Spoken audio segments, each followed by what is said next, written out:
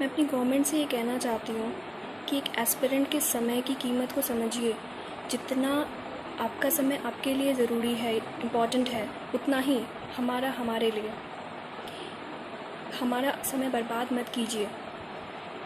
जो समय आपने ऑलरेडी बर्बाद कर दिया है वो तो आप वापस नहीं कर सकते, लेकिन प्लीज़ आपसे रिक्वेस्ट है कि एसएससी के जो भी रिज़ल्ट्स आने बाकी हैं, जो भी ज्वाइनिंग बाकी है, उन सबको जल्द से जल्द क्लियर कीजिए। एनटीपीसी ग्रुप डी जिसमें इतने बच्चों ने फॉर्म फिल किया है, उन बच्चों का समय और बर्बाद मत कीजिए और उनके एग्ज़ाम्स के डेट्स रिलीज़ कीजिए और एग्ज़ाम्स करवाइए प्लीज़।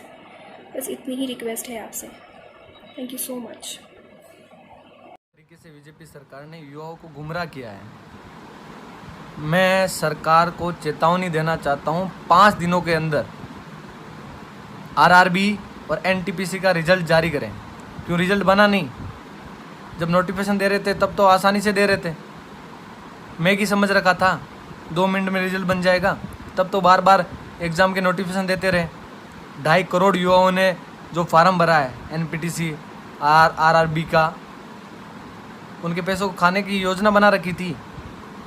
पता नहीं है उनके अभिभावक, उनके परिवार, उनके रिश्तेदार इसी आशा के साथ बैठे हैं कि मेरा बच्चा नौकरी में लगेगा। बहुत सारे परिवार वाले तो ऐसे ही हैं जिनके पास गरीबी रेखा से नीचे हैं। वो पता नहीं किस तरीके से 10-10, 20-20, 50-50 हज़ार रुपये दे के नौकरियाँ करके किसी के पास तैयारी करके उन्होंने एग्ज़ाम की तैयारी की, और अब पूछ रहे हैं हमारे पास कोई पॉलिसी नहीं है, एग्ज़ाम करवा नहीं सकते। तब तो नहीं सोचा आपने जब एग्ज़ाम फॉर्म भरवा रहे थे कि हमारे पास पॉलिसी नहीं है। अब कैसे याद आ रही है हमारे पास पॉलिसी नहीं है? चुनाव करवाना हो तब तो आपकी पॉलिसी आ जाती है, तब तो 1 महीने में आप सरकार बना देते हो, वोट गिन देते हो। रिजल्ट की बात आती है तो हमारे पास पॉलिसी नहीं होती।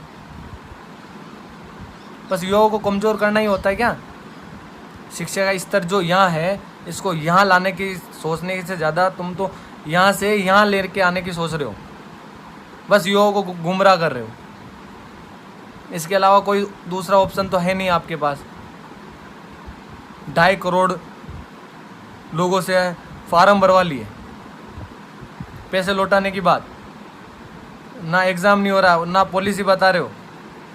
किस तरीके से बच्चा स्ट्रगल करता है, आगे निकलने के लिए ट्राई करता है, कुछ सोच में आता है, समझ में आता है? आप लोगों का तो नाम बन रहा है, कोई रोक टोक तो है नहीं आप लोगों के पास। बढ़िया पार्टियों में जा रहे हो, बड़े मज़ा ले रहे हो, बड़े नाम हो रहा है। उन गरीब बच्चों को देखो जो पार्ट टाइम जॉब करके इस एग्ज़ाम के लिए उन्होंने सपने देखे, रात दिन एक करके पढ़ाई की है, उनका कोई रिजल्ट तो आ नहीं रहा है। मैं सभी युवाओं और मेरे भाइयों से निवेदन करना चाहता हूँ, सभी एक साथ मिले। मेरी उन सभी से एक रिक्वेस्ट है जो कि एसएससी और रेलवे स्टूडेंट्स की इस मुहिम को, इस लड़ाई को आगे बढ़ा रहा है और उसका पार्ट बन रहा है। प्लीज़, ये लड़ाई जितनी छोटी लगती है उतनी छोटी है नहीं। हमें रिक्रूटमेंट प्रोसेस की ओवरहॉलिंग की ही बात नहीं करना है। सबसे पहले हमें अपने माइंडसेट को ओवरहॉल करना पड़ेगा। हम इस प्रॉब्लम को क्यों फेस कर रहे हैं ये हमें समझना पड़ेगा, क्योंकि आज एक कॉमन मैन, एक जनता की प्रॉब्लम्स को रखने के लिए कोई रिप्रेजेंटेशन ही नहीं है, कोई रिप्रेजेंटेटर ही नहीं है। क्योंकि हमारी कॉमन प्रॉब्लम्स को अलग अलग धर्म के नाम पे डिवाइड कर दिया गया है। हमारे पास धर्म के लीडर हैं, एक मुस्लिम का लीडर है, एक दलित का लीडर है, एक हिंदू का लीडर है, एक सिख का लीडर है, एक ईसाई का लीडर है, पर एक कॉमन मैन, एक जनता, एक एस्पिरेंट का कोई लीडर नहीं है। क्यों? क्योंकि हमें पॉलिटिशियंस ने धर्म के नाम पे हमारे कॉमन प्रॉब्लम्स को डिवाइड कर दिया है, और जब तक हम डिवाइडेड रहेंगे तब तक हमारा कुछ नहीं हो सकता है। हमें ये बात समझनी पड़ेगी, हम धर्म के आधार पे नहीं, कर्म के आधार पे आगे बढ़ सकते हैं। तो प्लीज़ अपने धर्म को इस कैंपेनिंग से जुड़ने से पहले घर पे रख के आइए और एक जनता, एक एस्पिरेंट बन के आइए प्लीज़।